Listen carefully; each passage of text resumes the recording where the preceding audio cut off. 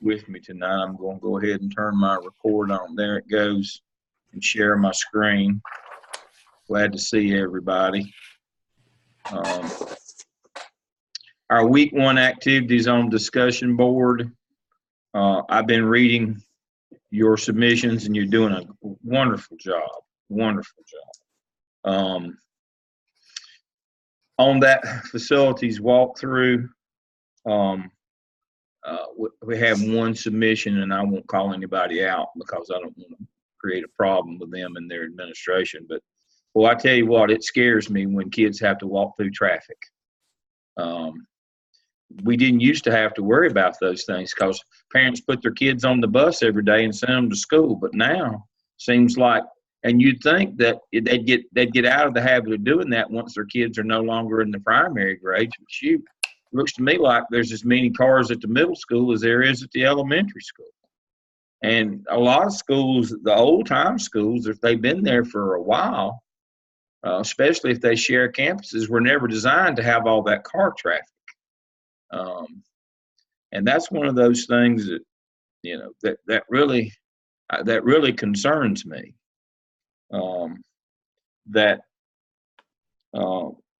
You know that if you're the principal of the building, and even though it's been that way before you got there, and it'll be that way after you leave, your name's going to be on the lawsuit if a child gets hurt. I mean, that's a big issue.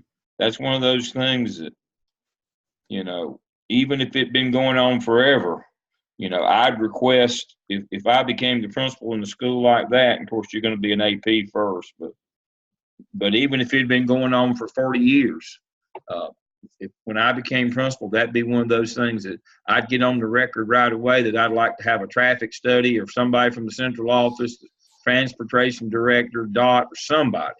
If as a normal course of business, if we had kids having to go through car traffic, have to walk through to get to a bus, or that'd be something that I'd get on the record for immediately. That's one of those. A lot of schools were not designed in the era where everybody brought their kids to school, picked them up, and dropped them off. I don't understand that phenomenon, but you know, I'm old, as my wife says, you drive like an old man. Well, I am an old man. I am a grumbly old man, but I just don't get it. You know, I live in a real affluent neighborhood here in Lake Norman. I've been here a long time, or I couldn't afford it. And all the people here want to take their kids to and from school. And I have to ask those parents from time to time, how in the world do you expect your kids to learn about sex if you don't let them ride the school bus? I just don't get it. And so I'm not really a favorite when it comes to that topic around here, but I just don't understand. That's the one thing that in that list that really concerns me, because you may not be able to do anything about it. I'm pleased that the finding the emergency plans has gone well. As little as 5 years ago, it would not have been the case. But with all the focus on active shooter and school issues and shootings and all the other crises, I tell you what, 8 years ago, when I took over this department and started working on the curriculum in the school law class and built this class, when I put this in, people laughed and said, "No, we don't." People couldn't even find these things. Nobody ever heard of this. 8 years later, it's the first thing you find when you look under the desk in front of the school. I don't like being right. In cases like this, I'd have rather been wrong. But we knew even then. And what led me to that was I was a high school principal during both the Columbine shootings and the Jonesboro, Arkansas shootings. And in an urban district in a large high school, and the fallout that we had, I realized even in the 90s that this was a coming problem, unfortunately, and all the fallout that came from that. So I'm glad that we're finding those. I'm glad that you're finding that your principals are aware of their budgets and they are able to identify all the different funding streams, and that they've got a person that keeps up with that. That's great as well. It wasn't always that way. As little as 10 years or 15 years ago, when I first started teaching finance for Gardner Webb back in the aughts, the late, sometime after 2005. A lot of principals didn't even know what funds were which back then, but they do now. And you better know, because it's about your job. You misspend federal funds, they'll take your job. So I'm glad to hear that. I'm glad that a needs assessment is part of what you're finding when they list their 5 most important steps in developing a budget. You should start with a needs assessment always. That's a very good thing. So those answers are good, and I'm glad to see what's happening there. Again, the only thing that I'm really concerned about is that kids walking through traffic. On the week 2 activities, and I've responded several times to this, it's a really antiquated and bad system to have schools calling references, calling candidates in for interviews before they're vetted. There was a time when that wouldn't have been a big deal, but in large districts, and I'll use Charlotte-Mecklenburg as an example, probably half the candidates, if you did it this way, probably half the candidates that you sent would not be eligible for employment. There was a time when people knew that if they weren't qualified, or if they had something in their background that disqualified them, they wouldn't apply. That is not the case now. And you'd be amazed at how many young people coming out of college have things on their records that preclude them from being employed. I think maybe it was the year I retired. I got a call out of the blue from one of my fraternity brothers from undergraduate school. I had not talked to him. I'm trying to figure out how many years that was. Somewhere in the 30-year or more range since we had graduated from college. I think it was 30 or 31 years. And I had not heard from him. And I'd kept up with him a little bit through some of the alumni things. I'm not a big Facebook person or LinkedIn. I have an account, but just to say I have an account. And I knew he was an attorney in the Washington, D.C. area. He went back home. He was from Maryland. I think he went to Catholic University there in Washington, D.C. and got his law degree. And he called me out of the blue, and I was at work. He tracked me down at work somehow, and he said, I don't understand why my daughter can't get through the background and can't get hired in Charlotte-Mecklenburg. She went to school at UNC Charlotte and did her student teaching and passed her student teaching, and she's applied. And I know there's a 700 teacher shortage in Charlotte-Mecklenburg. Why is it my daughter's not being hired? I said, Eric, good to hear from you after 31 years, but I have no idea why your daughter can't be hired. So I will find out though. And so I did, and I found out that while she was in college at UNCC, she'd gotten, she was arrested. Let's see, she had 1 DUI, 1 public intoxication, 1 resisting arrest, and a drug charge and 1 other charge. She had 5 things on her record. Any 5 of those would preclude her from getting hired as an elementary teacher at Charlotte-Mecklenburg. And when I called him back, I said, Eric, I thought you told me her record was clean. Oh, those were just minor things. They shouldn't. They're not minor things. One of these was a felony. They're not minor things. Oh, but she's a good girl. She'll do a great job. That's not the point. We can't stand the public backlash if it ever got out that we were hiring felons. Where does that end? Do we start ranking felonies? If you attacked a police officer, is that as bad as, slapping a pastor? I don't know. You start getting into some degree of trying to do some kind of interpolation or whatever, and we go back to that legal standard of arbitrary. We let her in, but we don't let somebody else in. She had 1 felony.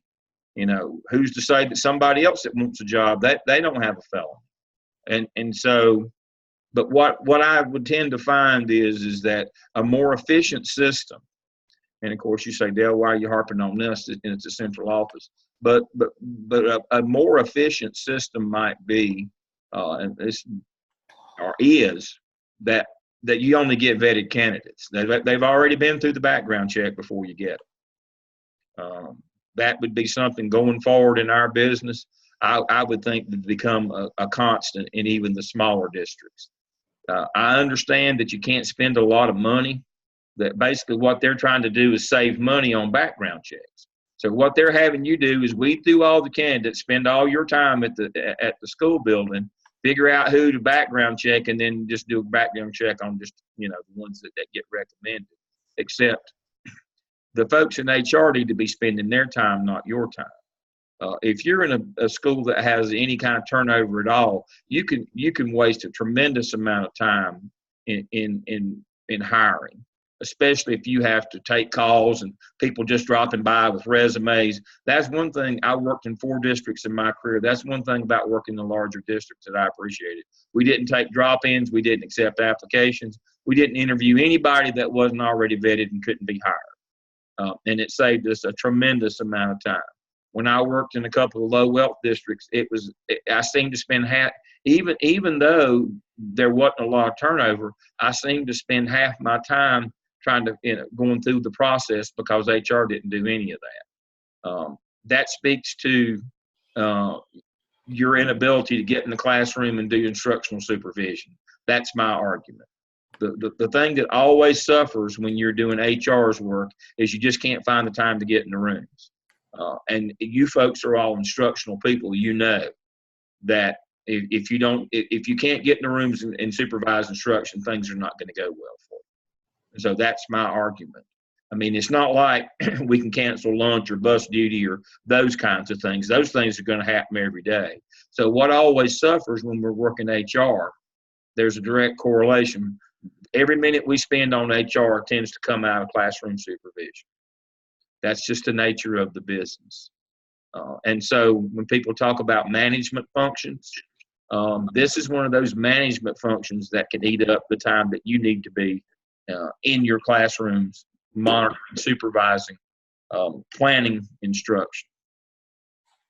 HR, compensation plans, you need, one of the things that I hope you found out is that's completely administered by human resources. And you shouldn't make any claims or offer any advice on those things, on whether you'll get your national board pay or when. That's not you.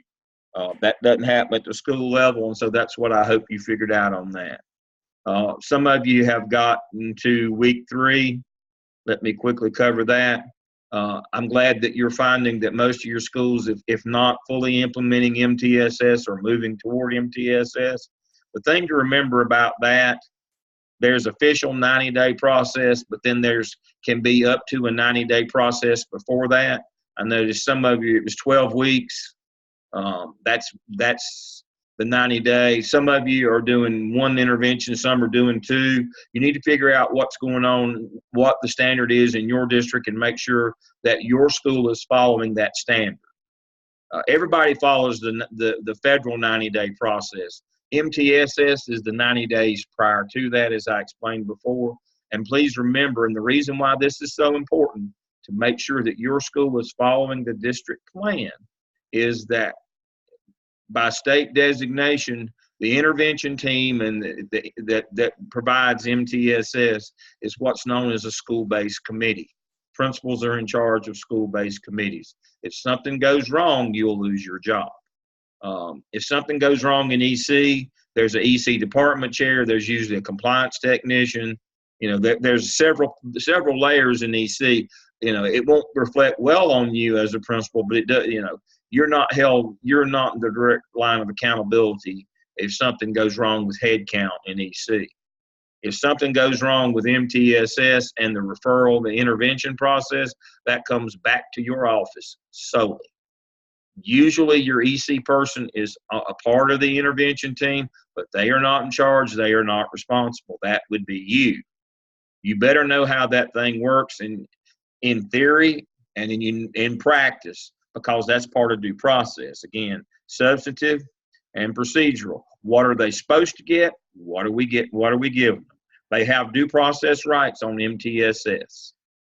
That's one of the things that a lot of folks don't know. You say, well, they've not been tested for EC yet. As soon as they're referred to that intervention team, they get the same due process rights as if they're in EC.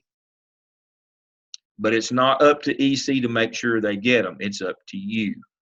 The intervention team belongs to you as the principal. State calls it a school-based committee. Got to understand that. I know it sounds like, well, boy, he's making the big deal. This is a big deal. As I told you, 11 principals in Charlotte, Mecklenburg in 1 August lost their job just like that because they were not handling the process, the intervention team process by law. Even though the substitute was there, the district wrote the policy as what was to happen. It was not happening at their schools. And the results made what were racially identifiable. They either retired or got fired, and that will happen. I don't care. Well, you say, well, my daddy-in-law's on the school board. No, it won't matter. Even if you're in a rural district, you get this wrong and you'll go home. So make sure you understand. Every district is a little bit different on that 90 days of MTSS. Find out what your district says that they're going to provide, and then make sure your school is providing it, and you'll be fine. But sometimes there's a gap between the intended and the actual, and that's what I wanted you to see. Make sure that your school is doing what the district says that it will provide. Otherwise, it won't go well for you. Anybody have any questions on our activities? Are you learning anything? Do they seem relevant? I'm hoping they're not taking too much of your time. I tried to pick the things that were most relevant that I thought would be most eye-opening and give you the best chance to get a good idea of what school administration is about, and the hot spots where you don't step in it there, or it'll go bad for you, kind of things. So I've been really pleased with your answers. I'm more interested in you spending time doing the activities and writing it up. I like your responses.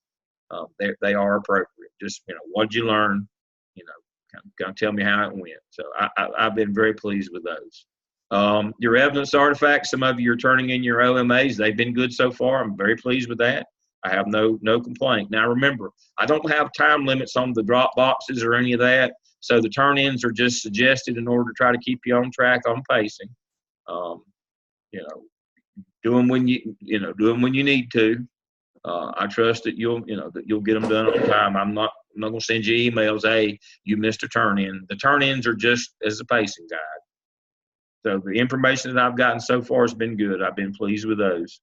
I try to get back to you in 24 hours or less.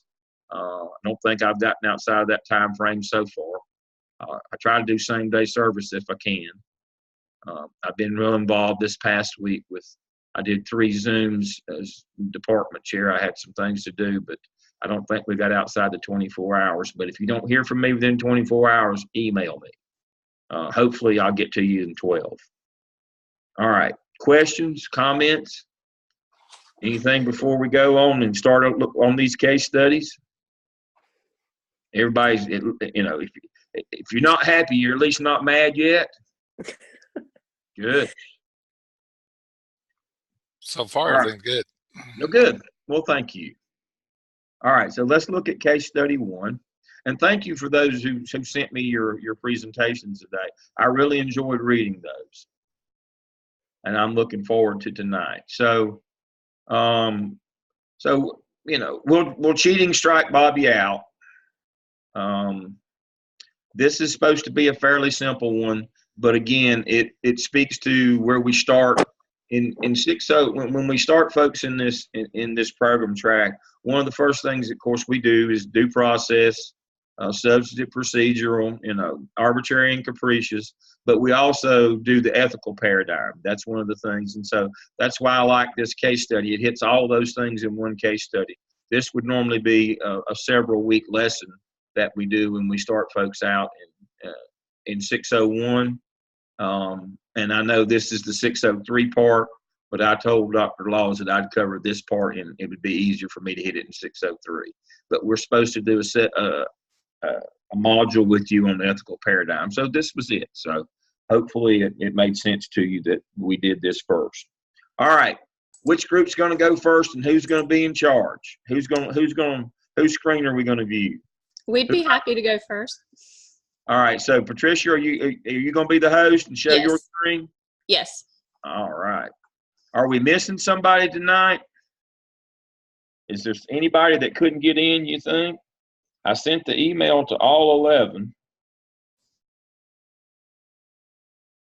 I used the class list. Let's see who I've got on my list. Tricia, Cancy, Renee, Kim, April, Eileen, Dania, Randall, Elizabeth, Michelle, and Karen. That's 11. Are we missing somebody? I'll stop the share and see if we're missing anybody. Who we missing?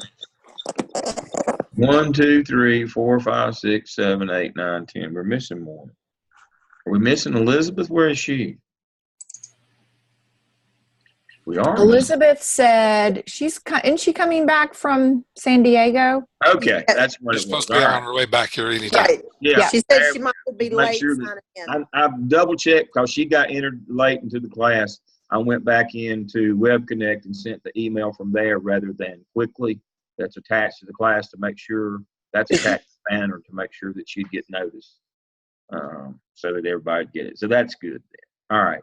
So what I'm going to do is go to Manage Participants, and I am going to go to Patricia, and I'm going to make her the host. Do you want to change host to Patricia? Now, it'll take a second. You are now the host. I'm going to stop my video and give everybody a break so you won't have to look at me. Normally, that makes it go faster. See there? I told you. Makes it go faster on the switch over if I'll turn mine off. There we go. All right. All right. Hi, everyone. I hope that you've all had a great day today.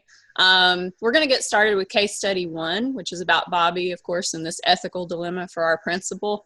So I'm going to hand it over to Renee to begin with, and she's actually going to get us started with an introduction to the case. Absolutely. Patricia, you're going to do the slides, yes? Yes. So summary of the case, you guys have read this, but we've got Tim Davidson, a principal, and Bobby is a student who has admitted to cheating. He plagiarized his older brother's work on a social studies project in Jane Barton's class. And the problem is that Bobby is the star of the baseball team. And this, Ms. Barton plans on failing Bobby, which will result in Bobby going to summer school, not attending a baseball camp.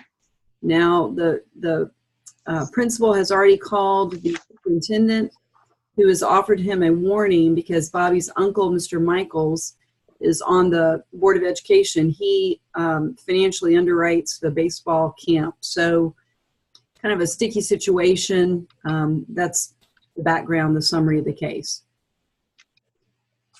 So our substantive due process, basically we are trying to find out, the principal needs to find out if the grading policy is fair in and of itself. So the principal is going to meet with the teacher just to double check the facts involved, review the school's policy, make sure that they're not overly broad or unnecessarily vague. He's going to just double check, make sure that both Mother and Bobby signed the handbook, thereby agreeing to the rules in the handbook. So that's kind of the first steps to make sure that the policy is fair in and of itself. And that's, we did want to talk a little bit about the grading, but we'll wait on that. We all, as I'm sure some of you did, we had a problem with the fact that this one assignment could fail the student. So, but we'll talk about that after we run through the rest of them. Okay. So in terms of the procedural due process, Cancy, Kim, Renee, and I all discussed the circumstances of the case and determined that the principal, of course, first of all, did the right thing in notifying the superintendent. It's always important to use the human resources that you have available to you. And if you're not sure about a particular issue, getting advice from the county office would always be a good idea. They're there to provide those support services for us. Procedural due process in and of itself, of course, requires that the policies, the rules, and the regulations be carried out in a fair manner. So after reviewing the policies, and again, we'll kind of come back to one of those policies in a little bit, if those policies were deemed fair and equitable, according to the county office, the school board, the handbook, etc., during the substantive stage, then the principal should proceed with proper notice of charges, followed by a fair and impartial hearing with all of these stakeholders. So there should be oral or written notification of the charges, and the potential punishment itself should be spelled out clearly to Bobby and his parents. According to the case Dixon versus Alabama, Bobby also had the right to be put in front of an impartial party. So the principal can certainly serve in that role unless it can be proven that he can't be fair for some reason. And we didn't find any evidence that indicated that the principal wouldn't be fair in this particular scenario. So during the hearing itself, the burden of proof is on the teacher, and she's going to have to provide that evidence. So if she can provide irrefutable evidence that this, took place the way she stated initially, and if all of the policies were followed, and that this was the way the policy was written, then Tim would need to support his teacher and hopefully not cave into that peer pressure because of Bobby's social status. He should explain those findings fully to all stakeholders and then notify the superintendent of his decision. But he's going to have to be really cautious here and make sure that he documents every step in the event that there's an appeal of his decision or questions from the superintendent or the school board. I actually ran this scenario past an administrator, and he agreed that if he, as a principal, didn't support the teacher in an instance like this, that it could kind of wreck his relationship as the instructional leader with his teachers. And he felt that given the evidence provided, that Bobby would probably do well in summer school and get his credit, or he said at our school he'd probably do Apex credit recovery to get his course credit in that circumstances. He did mention that it was probably true that he would take some political heat for this type of decision, but that he just had to be fair and consistent. So we had a lot of conversation again about that grading policy, and I think Kim's going to address some of that when she talks about those standards of what is arbitrary and capricious. So we really wanted to give you guys a chance to look at some real world policies on cheating and plagiarism. And so I've got the Lincoln County policy here for you. This is the Academic Honor Code. And of course stated that the purpose of the honor code was to ensure that it had an environment of academic honesty and integrity, that you have a high degree of moral standards. The consequences are spelled out very clearly. The first offense states that all of the following actions will take place. And so it places an emphasis on the 0 for the assignment, parent notification. There's an office referral. However, it does not clearly state what that will entail in terms of further consequences. I looked up our office referrals from last year. We had 14 similar cases to this, and most of them received an administrative conference. A few actually ended up in ISS on that second offense, and you can see that there for the second offense, so they could get ISS or OSS. However, there it doesn't state how many days as part of that policy. I do think it's really excellent. I'm the Beta Club advisor at my school, that they actually included that clause at the bottom to remind the students that it could jeopardize their good standing in a variety of activities, and it could impact them for graduation as well in terms of what stoles and honors that they can wear. So I think Kim's going to share the county policy for Moore County schools and point out some of the variations.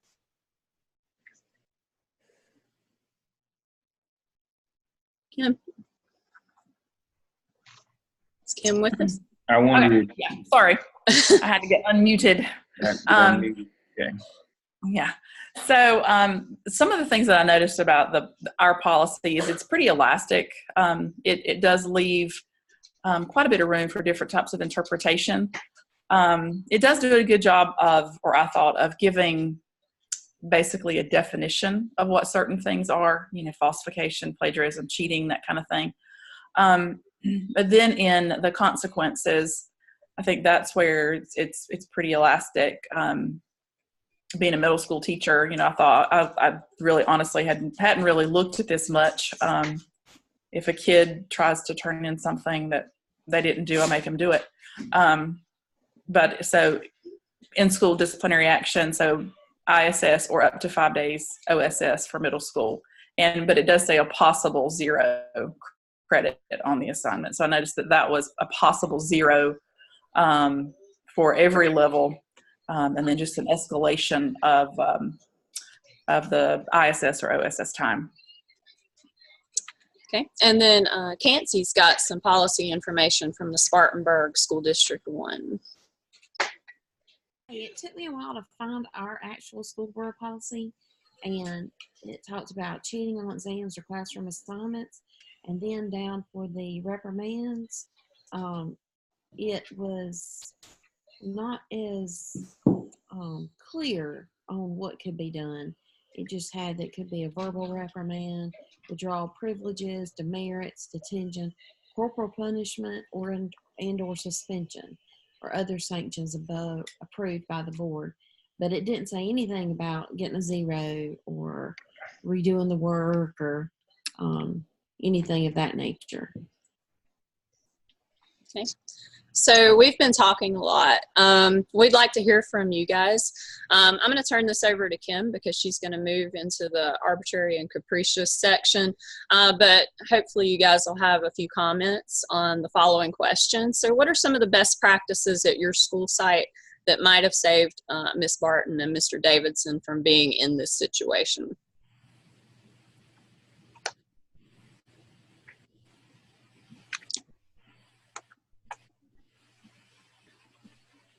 So I teach AP students, and we have had a lot of discussions on what constitutes cheating. One of the things that they didn't understand is the difference between collaboration. When is it okay to do something in group work, and when isn't it? Another one that they didn't understand, and this one it was kind of funny to me because we had talked about cheating, we talked about this is cheating, this isn't cheating, and they have to do a timeline for me about every 2 weeks. And I started getting all of this weird stuff on the timeline, and they were identical. And so I asked one little girl, well, where'd you get the information? She goes, oh, there's this great website. And I said, well, you copied it, the events? Yeah, so that's not cheating, right? I said, did you create the timeline? No. Then it's cheating. But how is that cheating when these events really did happen, and they did happen in that order? And it really blew her mind that was cheating. So I think having a lot of discussions, I mean, what Bobby did was, of course, blatant, but with the ease of the internet, students don't understand. And we had 3 days of in-depth conversation. Well, would this be cheating? And one thing that wasn't brought up that I kind of have a very hard time is this was his first offense. And no one said anything about this. This is the first time he admitted it. I think that policy was pretty harsh for a first-time offense. Yes, he did it. Like for my students, they didn't, well, that's not cheating. I mean, she showed me the website. She showed me right where she got it. And she was shocked. So I think that's something that needs to be addressed is how can you do that for a first offense?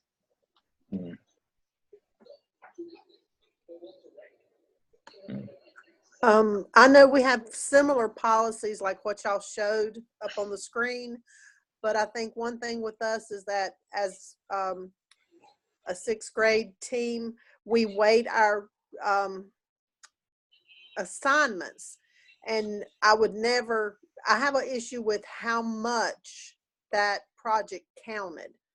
So the way we weight our grades, if that were to occur and they got a 0, unless they are just like having horrible grades across the board, it shouldn't cause them to fail a course. And then of course, we would find a way to help them maybe make something up through a credit recovery or something like that. But I think when you look at how much that course weighted that grade, is kind of not, it's off the chart a little bit. Okay, Daniel's on the right track. All right, there's always, in every one of these, there's going to be a secret in all of these, and that's why I said look at the standards of arbitrary and capricious. This real case centers around capricious. Now, I've already given you the secret answer, yet I just didn't tell you where it was. I'll show you the secret answer here in just a minute when we get through discussing this. I gave you Dale's top 10, and in that is the actual answer here. But Daniel's on the right track. Capricious means we give too much punishment for the crime. How in the world can one grade fail you for the whole course? All right, so let me, if you will remember, in Dale's top 10, I had something in there that said zero tolerance policies are illegal. Do you remember that? Yes. This is a case of zero tolerance. Now, whether you said we're going to fail you, or if you cheat or not, de facto, we failed you because you cheated. That's a zero tolerance, isn't it? Or under the standard of capricious, those are not allowable in school. Daniel's exactly right. That's way too much punishment. To fail a whole course over cheating on one paper, on one assignment, under the standard of capricious, and under the subset of capricious, make sure you Google zero tolerance policies. Now, they don't have to just be written out, but that's de facto. I mean, in de jure. But de facto is, in fact, if that we failed you because of this 1-0 for cheating, that is a zero tolerance policy. That fails the standard of capricious. It is capricious. Therein lies your problem. So that was part of the conversation here. Yes, and you mentioned that to begin with. You absolutely did, and said y'all will talk about that later. But in this particular case, the first thing that I, as principal, would have to look at is, why in the world is this one failing grade, this 1-0 on assignment, failing this kid for the whole semester? That'd be the first thing I'd have to ask the teacher. Now, I want to support the teacher, but I also know that I can't go to court over a zero tolerance policy. The district won't even let me go. They'll plead that one out and settle it before we even go. And they'll take the money out of my hide as principal.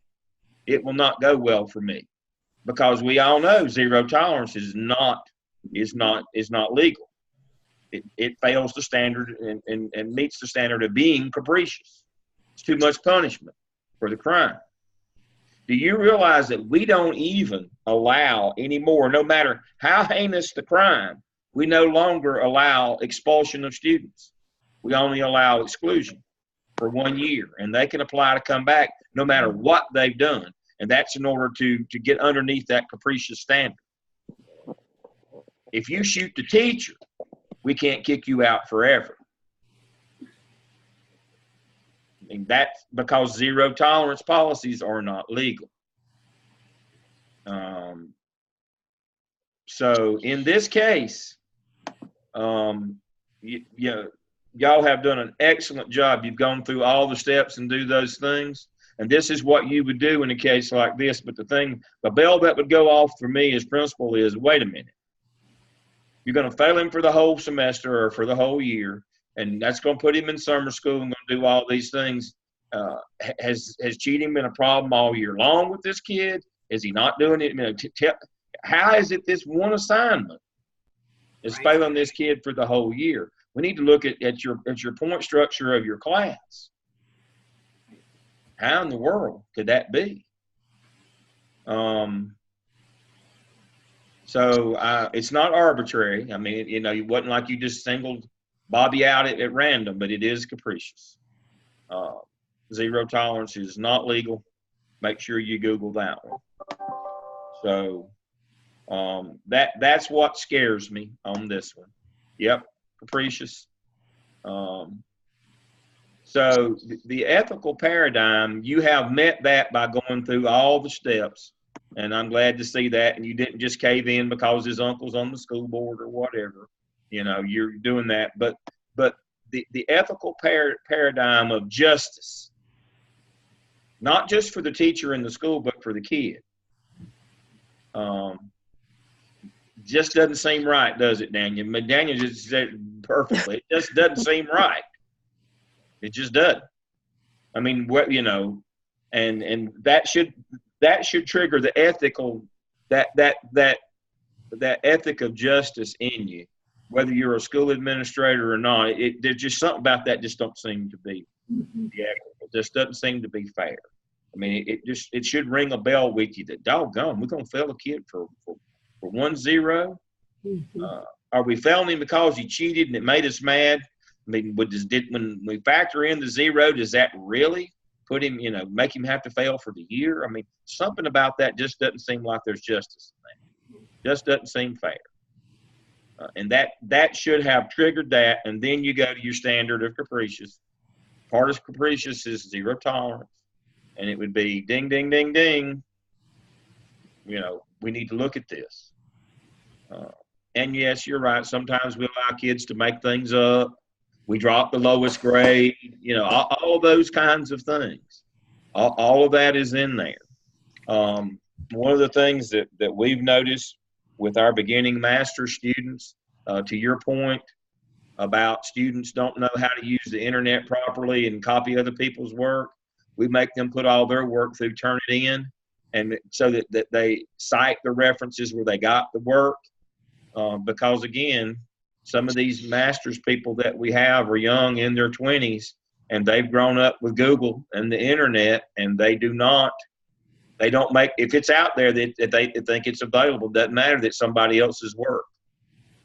And so that's something that, you know, in this case, I know he intentionally used his brother's work, but that's one of the things that, you know, that's one of the issues that's brought up by this case. What are we going to do about widespread plagiarism from the internet? That's part of this case. Well, you know, you're going to have to use Turnitin, and we allow Turnitin without any penalty. You just got to get your house in order on your references, citing your reference. It's okay to use that work as long as you tell people that it's not yours, that you cite it in your references and your annotated bibliography. As long as we know that it's not your work, yes, we want you to, you know, bring those references in. So that's the ethical paradigm here. That this one is the one that rings the bell for me on justice. Something about it just didn't seem right. Too much punishment for the crime. It meets the standard of being capricious under the 0 tolerance is the actual answer on this one. All right. Kansi, did you want to finish up on the ethical paradigms?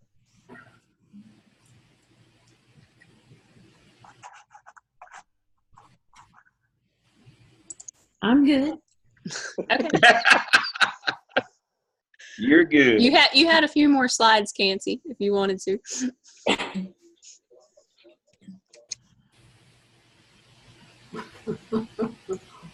It's okay. Okay. All right. No, but I'm glad to see that you've gone through and worked through all the different parts of it. But I am glad that we recognize that something about this one. But I'm glad that, I mean, the whole point was to go and look at the policies in your district and see that some things aren't just black and white. There's gray areas, there's margins, there's those kinds of things. But trust your instinct as, you know, as an ethical professional, that when something just doesn't seem right to you, there's probably a reason why.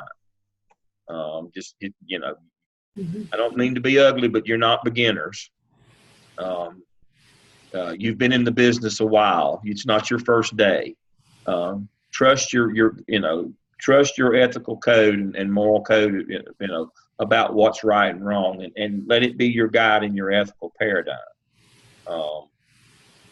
Bobby's probably not he's probably not the most pleasant kid in the building, but kids that, one of the things you learn is kids that need, that deserve love the least need it the most. So you can't let that, more than likely in this case, Bobby's not been he's been a little pain in her butt all year long, and this is her opportunity for payback. That could be that, and she could be on the on the up and up. But that's kind of the first thing that you see here, or you think is something about this just doesn't resonate with me the right way. So that's part of it too, and that's that ethical concern that's got to kick in that goes along with all of this. But yes, you've done a good job on your law and policy, and that's what you have to do in cases like this. You have to pert all that stuff out. All right. Questions that anybody has on that one? I kind of jumped in on the middle of your presentation there and kind of spoiled things, but no, you got, you did a great job. You got it right. So that's what's important. All right. Share. This will stop the other persons. Yes, I'll do that. Go back to me. Share. All right, we're back with me. So if you go back to materials, I'll do a quick one on this one. It's in my list of top 10s.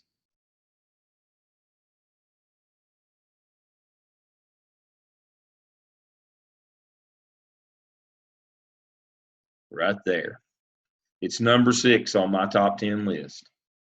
Zero tolerance policies are not legal. They violate the capricious standard. Always.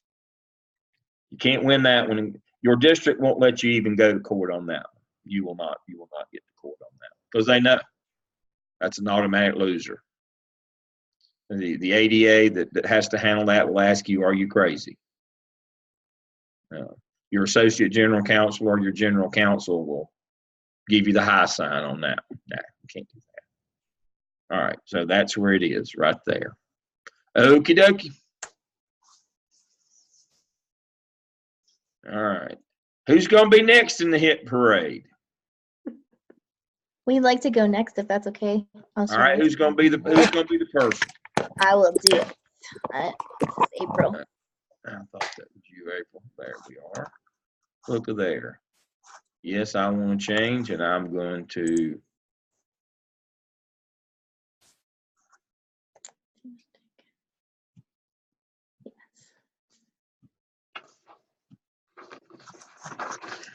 There we go. Awesome. There it is. I love the video. Oh, we laughed a lot. We got to meet. It was so much fun to meet and hear all the cool things that people had to say. It's really fun to learn just about different experiences. I know Eileen has had a lot of military experience, so it was fun to hear her take on things. And Michelle had a lot of really great things to add. So I like this little cartoon because I think it's probably is a good picture of what a principal has to deal with every day. Not able to actually catch anything, but going for it. We talked about, the same kind of things as the due process, substantive and procedural, zero tolerance policy, this very same things that we've been talking about. We noticed the may in the policy, which gives the principal a lot of nice room if he needs to make decisions. And we talked about what was best for the student. And then we talked about the standards, again, of arbitrary and capricious. Michelle had a cool experience talking about the dean of students, how, both teachers and students expect immediate gratification. And so finding a way to communicate better with teachers as to what you have to do as a principal, and also with students so they're aware of the things that you do and the ways that you need to go through those processes.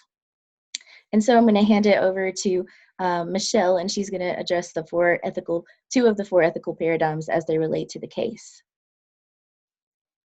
Okay, so I will be talking about the justice piece as well as the care piece. So when we got together and we were just talking about this case, that was the first thing that Eileen was saying, this just doesn't seem fair. There's not any justice in this. And we definitely all agreed on that. And then we started looking at the specifics of under justice in terms of the 4 paradigms and looking at fairness, equity, and justice. And then I just recall when Dr. Land was saying, well, you know, being fair is the elementary thing, but once you get past elementary, it's what are you going to do and what's just and right for all parties that are involved. So when we were talking about the case specifically, there were a lot of loopholes that one could read from the perspective of the parent, especially from the perspective of the uncle who's on the school board and who gives a lot of money to the baseball team. And I kind of question that, even that justice and ethical piece about someone, the star of the baseball team, and your uncle is so close knit. But looking back also at the zero tolerance policy, that it is illegal. And going back to what April was saying, in my case, as the dean of students, a lot of times when teachers do referrals, i.e. on cheating or skipping or what have you, they want that instant gratification. But that instant gratification is so severe, they don't care what steps, what procedural protocol is in place as the administrative team we have, what their responsibilities are before it even gets to us. So that kind of aligns to that zero tolerance policy. And then as the dean of students, I have to kick it back. And it's having that conversation not only with the student, but with the teacher, and asking them, you know, have you had a conversation with the student? Is the student familiar with your procedures and policies? And although Bobby and the parent signed the document, does that really mean that they read the document? And so then that's when you go back into that justice piece of, is truly their probable cause to give that level of consequence, which I agree with the previous group that consequence was very harsh, which then goes into the due process. My next responsibility, so what happens at this point? You know, what happens with the principal, you know, and the superintendent saying, putting it back on the principal, because it is something, an issue that needs to be taken care of. But once all of that resolution and discussion takes place, and I think that one thing that needs to definitely take place is that there needs to be a conversation, not only with Bobby and the parent, but the uncle needs to be brought in, just to put everybody on the same playing field, so to speak, and know what Bobby has done. Because Bobby's in high school, and when Bobby goes to college, it's a totally different playing field. So after the principal pushes down his judgment, which I think definitely should be a conversation and consensus amongst the team, we then talked about the caring piece. So, okay, after the decision is made, now what? When you look at the diagram that I've made, you're looking at the school board, the superintendent, zone superintendents in the case of CMS, principals, assistant principals, and deans. We are viewed from the teachers and the parents as one. And I forgot to put the teachers in there because they are definitely a connector. But it's a hierarchy of procedures and policies. And it is not only the principals. In my case, our principal has bestowed us for her not to only know the rules and laws, but for us, so that we won't get into a situation where we have to go to court and we're losing our credentials as well as our job. So in the case with Bobby, the principal needs to have a conversation with the dean to be proactive. I'm kind of going back so that this situation would not happen. you have to show the trust and careness that you are you as the administration is developing a culture of trust and a culture of following up under the law for the lesson plan role of the principal, the powers and duties of the principal. And I think as well as to grade and classify pupils, the administrative team needs to go back and look at their grading policy. For CMS, we use Power School. Specifically in our class or in our school, our administrative team has to go through each and every teacher's Power School to make sure that the assignments have the correct percentages so that situations such as Bobby, this does not occur. So that's where I am with the careness, just going back and reassuring that teacher that we have your back, so to speak. But then within that, we have to be proactive and we have to reflect on the decisions and how we got to that decisions and if there's anything that needs to be changed. Now it is Ellen. Before we go to Ellen, Michelle, wonderful, wonderful job. One point of clarification there on something Michelle said so that we all understand. Duties and responsibilities of principal to grade and classify students. The principal actually assigns grades, not the teacher. That's, that's what Michelle was referring to. I'm not sure everybody understands that. Just want to make sure that we're clear. Teachers do not actually assign grades. It would be the principal. All right. Very good. Very good. Eileen? Okay, so for critique, we were looking at the critical theory. We all felt that the superintendent kind of threw the principal under the bus a little bit. Not a little bit. And then backed over him. Yeah. And so if you want to look at abuse of power, the perceived threat of oh, by the way, uncle has money and you're ruining this kid's life. But by the way, you make the decision. And then when we talked about the power and social class, we looked at the fact that the only female was the teacher and the union rep, and everyone else were male. So they're in a male-dominated, not dominated field, but the leadership in that seemed to be male-dominated. So we were talking a bit about with the critical theory of the fact that the teacher should not have, we all agreed the teacher should not have had one grade that causes a student to pass or fail, that the student was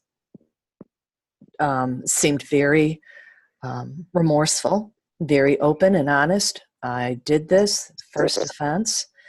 And yet we were kind of looking at how would she feel when this is going to be overturned.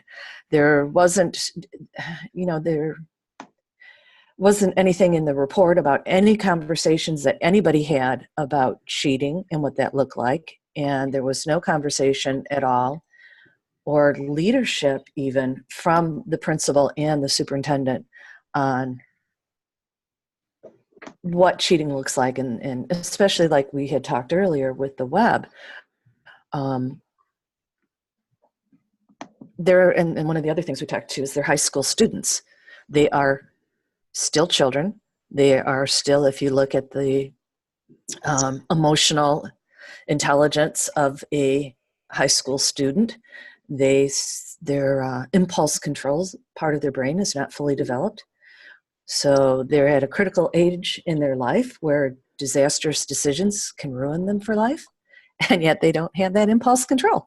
So it's a very difficult, and you have to be very careful about that.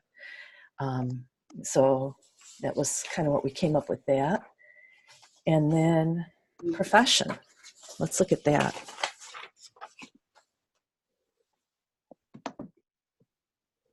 Thank you. Okay, the accountability for student academic and social success. I didn't see that at all from the teacher. They didn't talk again about the discussion of cheating.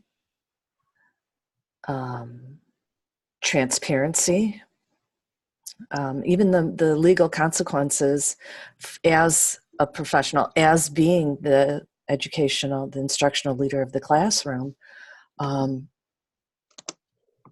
What is the potential consequences of having a grade, one grade, failing a student, causing him to maybe miss out at recruiting at what if he lost a scholarship? Because you decided in your classroom you were going to have one grade impact the entire student. So there was a lot of discussion we had about that too. Mm-hmm. So, and one thing that I just thought about, just reflecting back on my own experience, is sometimes teachers had that, going back to what I think was previously said, this kid is on the baseball team, he's a star. So it's that I got you syndrome. I can't get you anyplace else. So I'm going to make sure I'm looking at you with a fine tooth comb, so to speak. And any mistake that you have, I'm going to catch you on it. And then I'm going to be that person that administration upholds what they say, because that teacher is so concrete in their thinking. And I deal with that all the time with some teachers that are in my school building. Unfortunately, anything less than taking some kids out back and shooting them immediately, teachers aren't happy. And you're exactly right. A lot of teachers know that this kid's been under my saddle all year long, and this is my way to get them back in the end. I'll get them back in something they love. The grade, is immaterial, but I'll take something that they love away from them. All teachers aren't that way, but you have to be cognizant of that. That empathy, that justice bell has to ring inside of you. Say something's not good. Now, this presentation, what a wonderful presentation, by the way. Thank you. You hit all the right notes. But you brought up a point here that I wrote myself some notes. I actually try to be prepared sometimes. So I wrote myself some notes here. And so one of the things that I want to talk about on this one is, before we move on to the last presentation, is the superintendent. What do you think about what the superintendent said about, don't anger the uncle? He cautioned him not to anger the uncle. What do you think about that one? it was a threat. I thought so too. I thought the threat was, you better make this go away. We don't care about equity, we don't care about justice or equity. You just make, you make this go away. But he said it was stated in a way that the principal, in my opinion, that the principal couldn't come back and say, well, he told me not to. Of course. It's just like not putting things on emails or putting things in writing. I know exactly. Now, I've had a person who suggested to me that maybe it was just sarcasm. But now, one of the things that I try to operate by, and one of the things that I hope that when you get your administrative jobs that you'll understand, is sarcasm is not humor. It's passive-aggressive behavior. Mm-hmm. Let me say that again. Sarcasm is not humor. So when you ask people, as a part of your leadership style, do you use humor? And everybody raises their hand because everybody's like me. They think they're funny. And then you say, keep your hand up. How many of you is sarcasm your primary vehicle for humor? Hey, that's not humor. That's passive aggressive. In a case, especially from a subordinate to a superordinate role, when somebody says something, well, don't make the principal mad, even if it's supposed to be sarcasm, that's real. That's passive aggressive behavior. Even if that's the case, or if he was serious when he said it. But you're right, he did it in a way that he couldn't be held accountable for it. But basically, he said, ditch this case. We don't care about any of the ethical paradigm. We don't care about any of the standards. We don't care about, how this is going to make you look. I just want you to make this go away. Is the takeaway from that. Now, I'll be honest with you. This happens more than it ought to. Nobody wants to stand out there and take the slings and arrows with you. In this case, the saving grace for the principal in this one is zero tolerance. Precious, you nailed it in your presentation. It doesn't fit the justice standard of the ethical paradigm. Failing the kid over one score. It fails the ethical paradigm, and it also fails the capricious standard of zero policy. So this one was fairly easy. You got an out. Now, the teacher may not agree with it, but again, anything less than shooting the kid, she's not going to agree with, probably. You can't let that influence your ethical paradigm, your justice standard on this one, and your standard on capricious zero tolerance. Those are the two overarching policies that you have to go with. That the teacher's not happy is not part of that. I'm sorry, it just can't be in this case. If she's not pleased with you, that's just the way it works. Your job's not to make everybody happy. You're to follow the ethical paradigm and the legal paradigm. And it failed on both of those standards. It failed the justice. It failed arbitrary and capricious. So even though this one looked like it was a little bit, hard to figure out, in the end, it's fairly straightforward. All right. Do we have another presentation tonight? We do. Elizabeth wasn't sure she was going to make it in. I'm having to use my iPhone for the Skype. So could Karen, maybe you could do the presentation and then we present it? Okay, Karen, you're muted.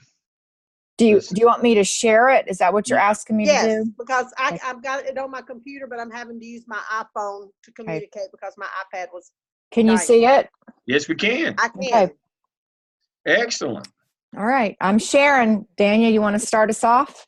Sure. Can you go? Yeah. Yep. So basically what we did, we started with just gathering information. We looked at just what the policy said, and we talked about the policy, and then we had all kinds of questions just as far as did the assignment cause them because it was such a large component of the grade.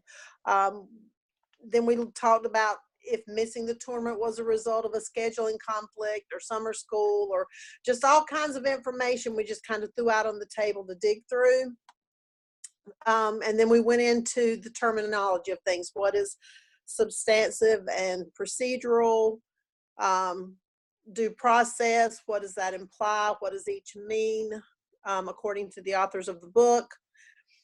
Then I've got this open on my computer, so I think I'm ahead of you, Karen. You're ahead. There you right. go. So, and like when we talk about this procedural due process, proper notice, we knew that he had admitted to the plagiarism, that he and the parent had signed the policy. And so even through all of that with our discussion, then we got into the standards of arbitrary and capricious, and this is where we started having that discussion about the grade, and it counts for more than half of his final grade. And okay, so the act of just having a policy for getting a zero for plagiarism, that's from what we can see with what others have presented and what's within our county and our school, giving a zero for dishonesty is pretty standard. However, like I had stated before, the fact that it counted so much of his grade that 1 0 could make him fail is capricious. It's not acceptable within that policy. And like we had said before with the ethical paradigms, justice falls right in with that because it's not right. So the final conclusion was that with our information gathering. The policy itself, if other teachers are given zeros for the same thing, it's not, that's fine. The meat of the problem is with how much that grade counted as In final effect, portion. it made it a zero tolerance policy as the last. Right. Exactly. So because of that, we could not uphold the policy. And then, we also go into the fact that here we need to come together as a school and maybe have a common weighted graded policy, or at least per subject area. Those things need to be discussed as a whole. So much information was covered before we got here that. Well, that's the way it always. The first one always get, and they get wore out by me. So you'll learn. Don't volunteer to go first, but we'll rotate the groups on who goes first. First group did a great job. Exactly, you did.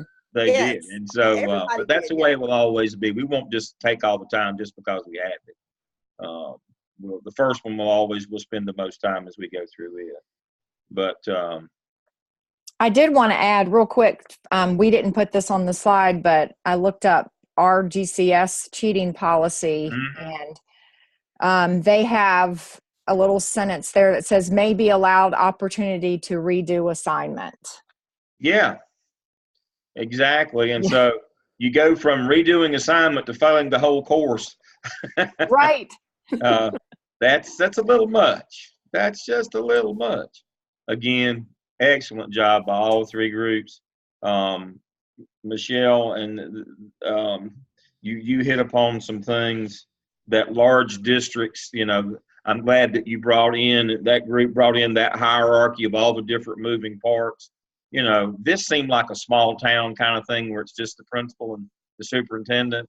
But, this is especially important to do your due diligence and go through all these things when you've got so many different stakeholders, and especially in larger districts, so many moving parts of the organization.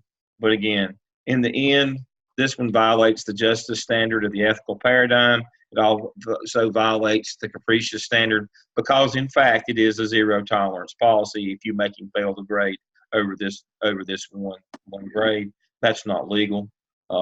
That you all recognize that. I wish I could say it was because I was a great teacher. It's just I've got great students, and I appreciate the hard work that you're doing, and I see that you're into it. You're doing your due diligence, and I'm very appreciative of that. Not everybody likes school law, and it's a little bit. You can't just be in it a little bit. You can't just dip your toe in. You got to dive in. Patricia, I was so impressed with the things you brought in from Lincoln County Schools. I could say something about all of it, but I was blown away by these tonight. What a great job you've done, and that you're actually digging in, and that makes me very happy. I told you we could probably do these in half our time. Now I'm not going to hold you just because we've got the time set aside. There may be some that go a little bit longer than these. Now this one's was a fairly short one. There might be some longer ones, but is there anything else that I've not covered tonight that I'm not doing that you need me to do? Now you're not going to hurt my feelings. I'm old and grumpy. You're not going to hurt my feelings. Tell me if there's something that I'm missing that you need for me to do. I'll be glad to cover it now, or we can talk to it. Where do we need to go next? Dr. Lamb, I had a question about the submission. So we, as individuals, do we need to submit the our PowerPoints? Yes. Okay. Yep. As individuals, so you get your grade on it, and do your half-page reflection of what you learned or what you thought was important, or you can tell me that, boy, this wasn't any good, or, I want your personal feelings about the process that you spent. And it can be from tonight, a bit, without what we did tonight, but the process and what did you feel? What part of this, what touched you from doing this? So yes, everybody, so all three groups, 3 or 4 of you will have the same. That's okay. Everybody upload your presentation to get your grade for it, because you all worked equally on that. And then at some point the next day or so, do your reflection when you think about it. Now, what I will do,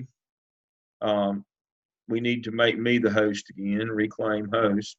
What I will do is tonight's recording, it'll take a while.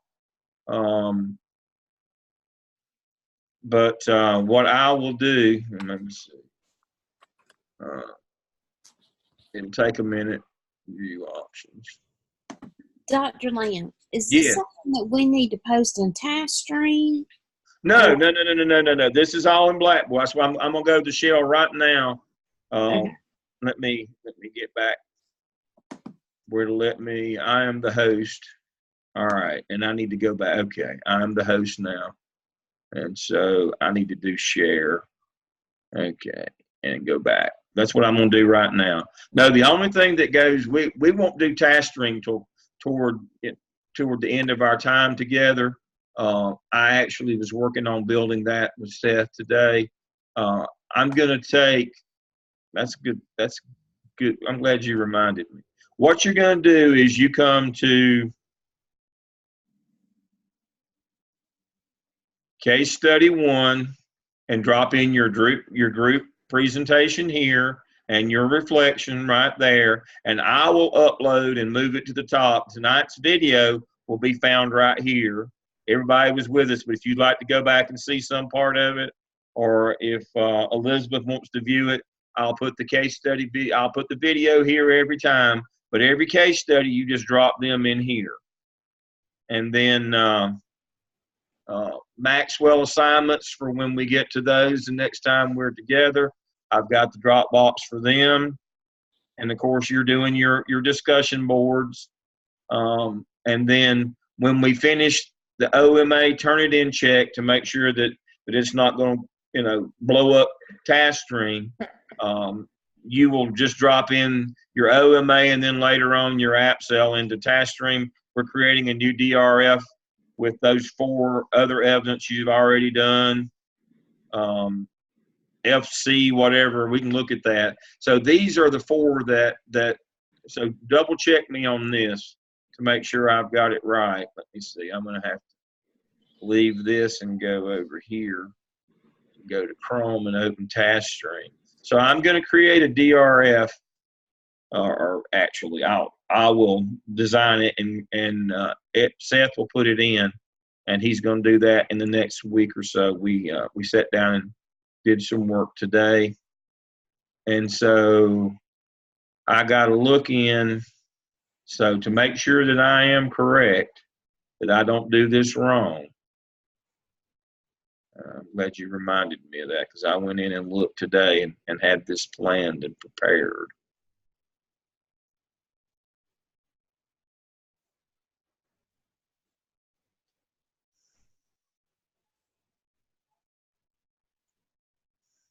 Okay, here we go. All right, so I was going to move over the PE, the CNA,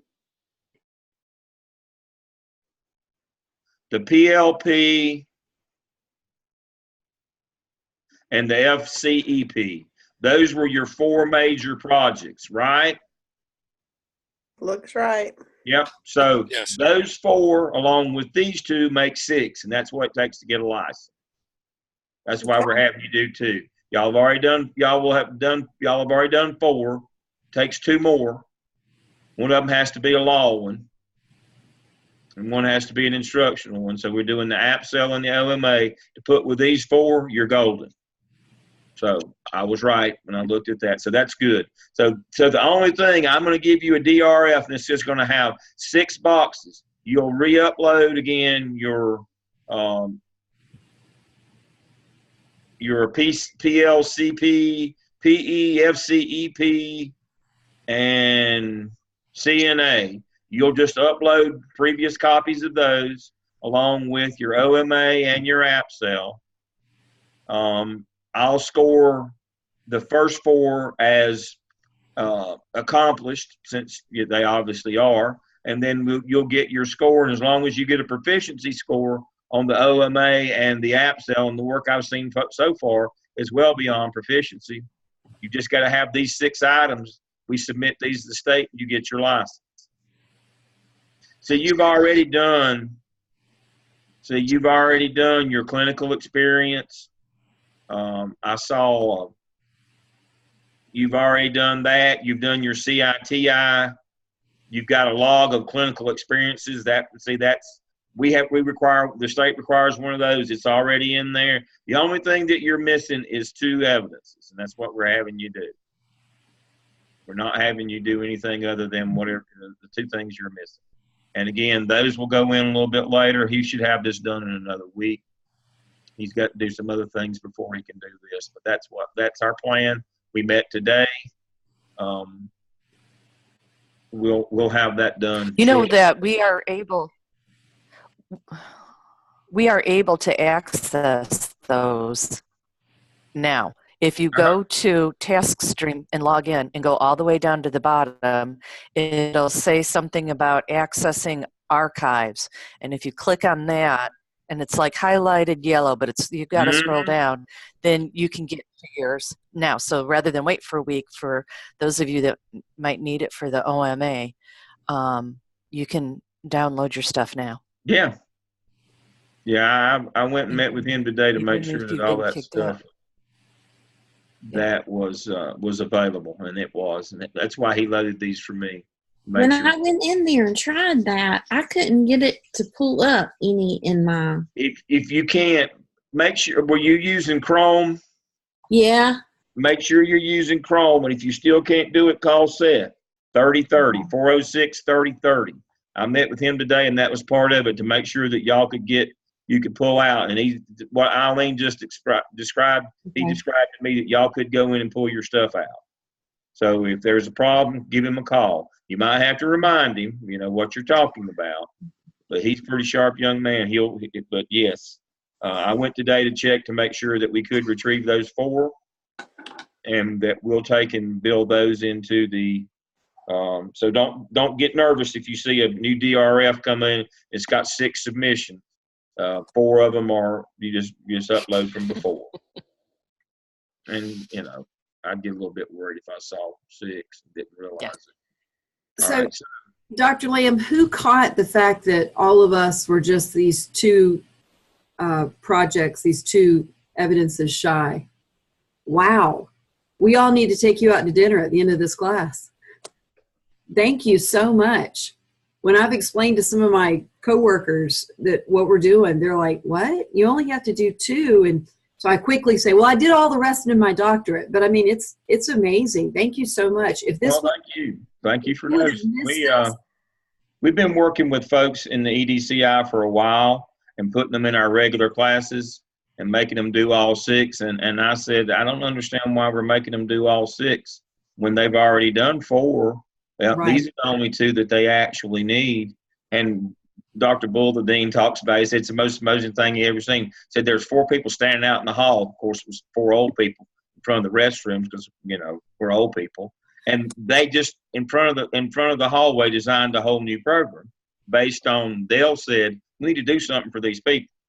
We're putting them through the ringer to get their license. Way more than should be required. They've already done an internship log. They've already had a clinical experience. They've already done 4 of 6 evidences. Why can't we do something where we just give them a couple?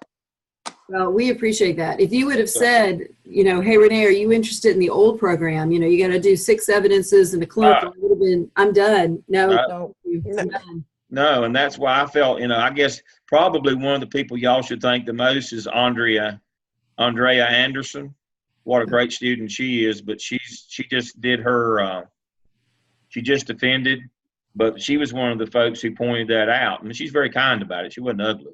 That you're really overworked here. And I said, you really are. This doesn't seem like that this is the best way to do this. And so, so well, thank you so much. Thank you. Kind of the way that this came about, but I'm very pleased to have this. I'm very pleased that we have a better vehicle for folks than we had, to be a little more customer service oriented, and glad to, well, I tell you, I'm going to be spoiled having y'all in class as good as y'all are, though.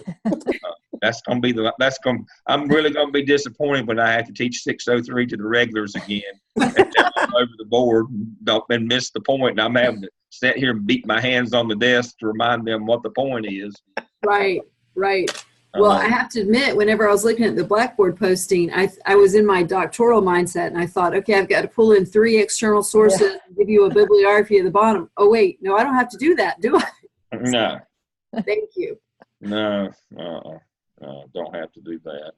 All right, I'm checking, make sure that I haven't gotten anything from anybody. I always do that before we sign off. All right, everybody knows where everything goes and what we've got. So if we look at our, please remember our assignment. So we'll be back on again next week. I think I closed it. Did I close the weekly schedule?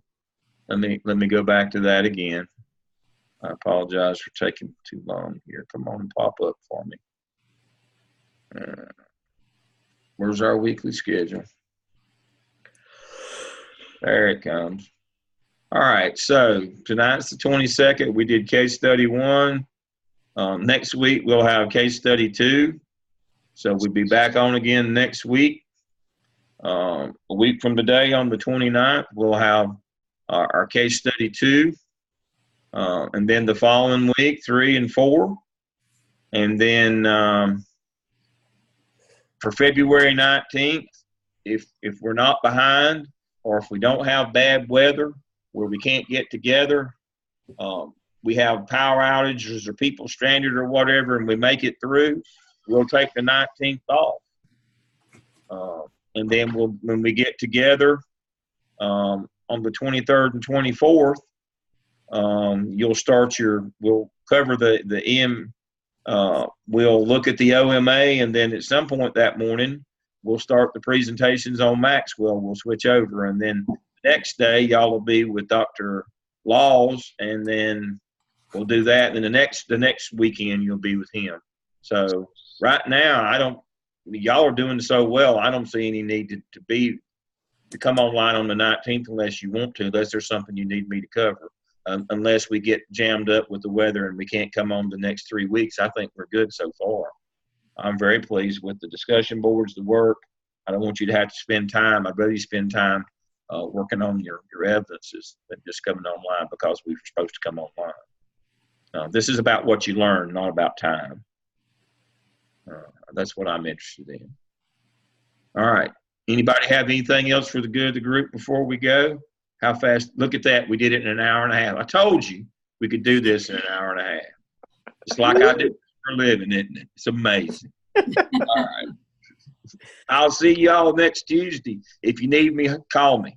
Thank you. Thank you. Thank you. Thank you. Thank you. you. Bye. Good night, everybody.